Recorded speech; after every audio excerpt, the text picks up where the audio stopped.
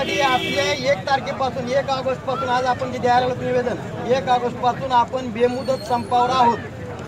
तो संप म्हणजे स्वस्ताने दुकानदार, किरकोळ, हॉकर या सगळ्यांचा संप आहे।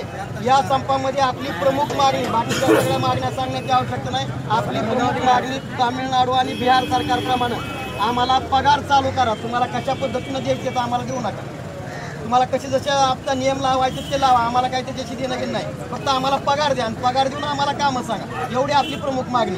आणि त्याच्यासाठी आपण ते संपाचं निवेदन देण्यासाठी 4 ते 5 माणसं आपली आतमध्ये जातील आणि ते निवेदन देऊन येतील। कशाला बोला तुम्ही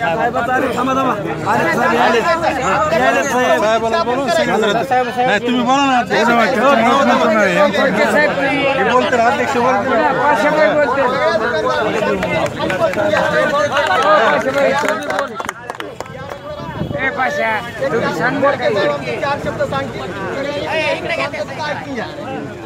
केज तालुक्यातील तमाम फौजदारी दुकानदार बंधूंनो, मी तुम्हाला पुन्हा पुन्हा हात जोडून विनंती करू इच्छितो, सांगू इच्छितो की आपली परिस्थिती निवळ घरकरागाठ अशी झालेली आहे।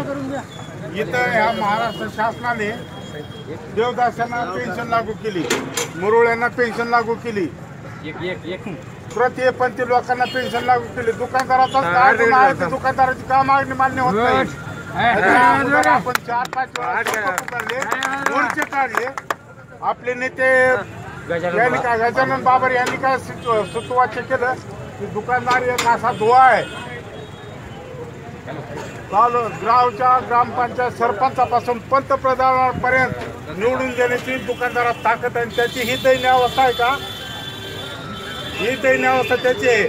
म्हणून मी एक सांगतो, आता हे 5 आपण सगळ्या संघटनेची संप पुकारला, त्याच्यात कोणीही गद्दारी करायची नाही, कोणीही माघारी घ्यायचं नाही। आला आनंदाने आपला जीव प्रसाद नाही तर झगडून हे जगण्यात राहू। याच्यासाठी 1 ऑगस्ट पासून कुणीही कुणाच्याही लालचीला बळी न पडता आपापल्या ताकदीवर स्वाभिमानानं आपण स्वतःने दुकानदार आहोत एवढं जागृत राहून गाडा पुढे चालू ठेवायचा आणि संपाला पाठिंबा देत चालायचं।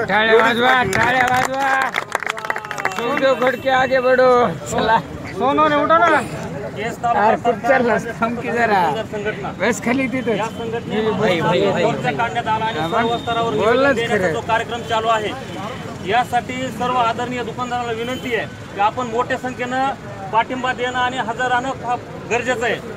आणि आजपर्यंत जे समाजानं जे सरकारनं की दुकानदारी एक भ्रष्टाचार अगर चोर असे जे आपण त्या मार्गाने जे आतापर्यंत धंदा केला आणि गाव पातळीवर संघटन तयार करायचा खास दुवाजा असेल तर दुकानदार आहेत फक्त, तर त्या माध्यमातून कोणतं सरकार पाडायचं अगर कोणतं सरकार यायचं जर ठरविलं दुकानदारांनी तर त्याच्यामध्ये कुणी सुद्धा काही करू शकत नाही। मी आज